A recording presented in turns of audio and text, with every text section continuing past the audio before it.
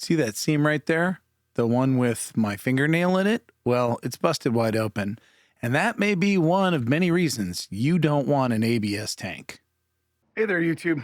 A funny thing happened the other day on the way camping that actually set back my overall rebuild of Sherpa, our 97 vintage Casita custom trailer here. Set it back a few weeks, and I want to talk to you about it, show you why I don't think anybody should be using ABS tanks for freshwater.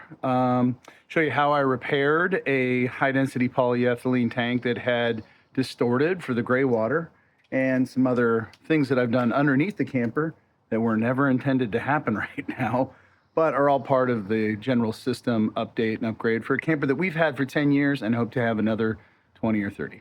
This is the seam that failed. And as you can see, it was unsupported. The tank was actually supported by the edges. My mistake.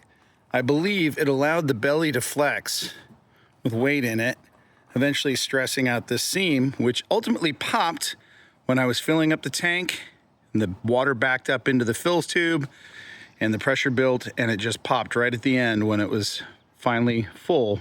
Frankly, overfull. My bad. I installed this 10 years ago, and so there's a couple of good reasons why it probably went bad, but as you can see, it's an extruded tube of ABS with end caps that are welded on. Pretty common in the industry, but this is not the tank I would use for freshwater if you've encountered a problem and need to update yours like I did. Here's the listing for the ABS tank that I bought 10 years ago, and I bought it then because it was cheaper. Now, that's not even true. RecPro's got these same tanks in polyethylene that are available for $20 less, and they are the same size, basically, same capacity. They're made in the USA, and they are BPA free, and oh my goodness, do they taste better. Best of all, no seams. Now that ABS tank was supposed to be drinking water safe. It said it was lined and BPA free way back in the day. So I bought it, but every time we tried to drink out of it, we couldn't. So we ended up hauling one of these guys around every time we went camping and just used the fresh water in the RV for flushing the toilets and, washing up. That's not exactly what we wanted.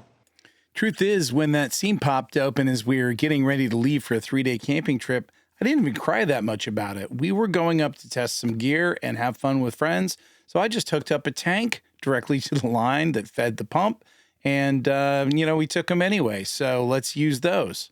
So back in town, new tank in hand, went ahead and got busy. Upgraded the support structure, adding cross members and additional support, added insulation and dust protection, added heat pads and sensors. Let me read the tank levels. I wrapped the exposed pipes with aluminum foil and heat tape and insulation, and then wired in 110 circuit to provide power to all the frost protection. I even installed a bidet. Whoa! If you made it this far, I'm going to give you one more reason that you want a polyethylene tank. They're repairable. The gray water tank, which was polyethylene, was warped after 20 years of exposure to really high temps in San Diego.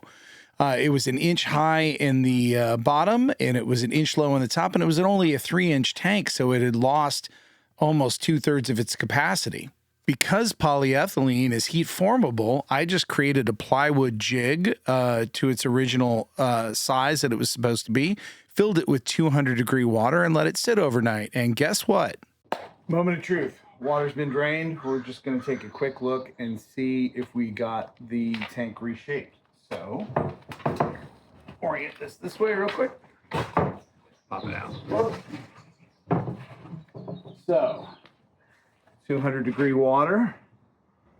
It has allowed the tank to return to its rectangular shape. And after we insulate it and protect it and support it a little bit better, and then keep it off of asphalt tarmac, where this camper was likely stored in San Diego for most of its life as a MWR camper. This should never happen again. Nice save. All these repairs have been field tested, first with a little week-day getaway for me and the missus, and then up to a little construction project helping my friend Clark build his new home. Everything worked out great. I even got a chance to test out the bidet, and it's got its value. Next up, overall, I'm going to hit the toe side wiring and upgrade that. New tether all the way back to the new taillights after the paint job and everything else. Stay tuned.